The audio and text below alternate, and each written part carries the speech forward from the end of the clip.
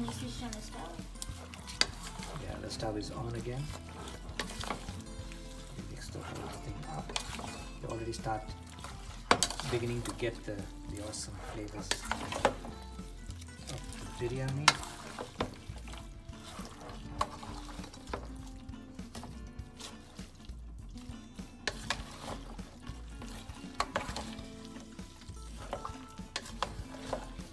Alright, after mixing this, we go to the next step in a short while from now. Alright, I just realized that the meat was too much for the small cooker. I just happened to transfer it into this bigger container, so the procedure now continues as from before. And now I've got this 1 kilo of washed rice, which I'm going to, it's 1 kilo. And remember, I measured the volume of the rice with any container you'd like, because normally when you put rice, you put 1 rice and 2 water. When you put in biryani, you put 1 rice and 1.3 water, because the remaining water comes from the chicken. If you put 1 rice and 2 water, then the water becomes too much and the rice becomes soggy. It becomes a soggy biryani, like chutney biryani. And I know there's some people who don't like soggy biryani. Alright, I've put the rice now. Stop. Yeah, now I have measured the water as per the rule that I have already mentioned. 1 rice is to 1.3 water, and then I am pouring the water on top using my spatula as a shield. Otherwise the rice will just move away and the water jet will just erode into the chicken. So there you go. So water's been laid, cut. Then I didn't mention a tomato, but here it comes just on top.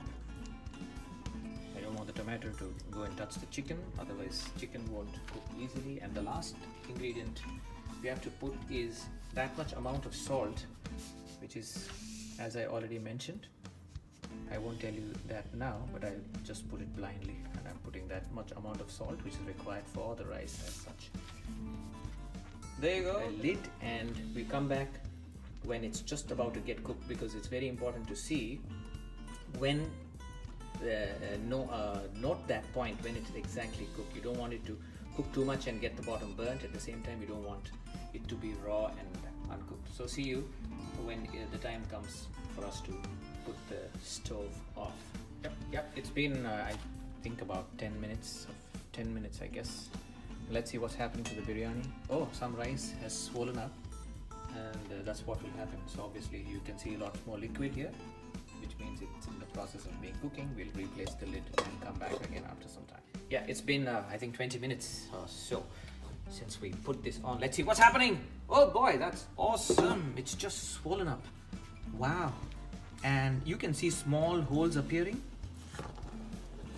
and as I do that, I can see some water on the underneath.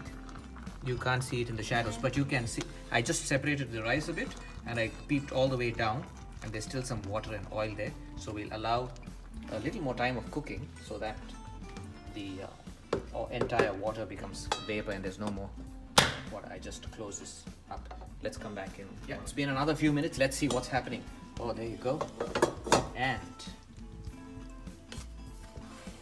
yeah, now I can just hear some sizzling, but there's no more liquid bubbling, which means it's cooked.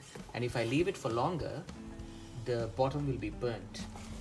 The bottom will be burnt. You see the dry bottom with no liquid, but just the sound of sizzling. This is when, yeah, this is when I'm going to just turn the stove off. This is an electric stove. It will have some more intrinsic heat inside, so I'll allow it to just let it dry and let it cook. And that's, you see, it's the biryani has separated from the walls as well. That's another sign that the entire water has gone away and it's cooked properly. There you go. Let's see. And I will put a small stuff of that into my, I'm not taking the meat out. The meat will, if the rice is tasty, the meat obviously will be tasty and cooked, because the temperature that the rice reaches to cook cooks the chicken, and that's why if I cook open like this, I will use chicken. Now let me taste and see. Show my mouth.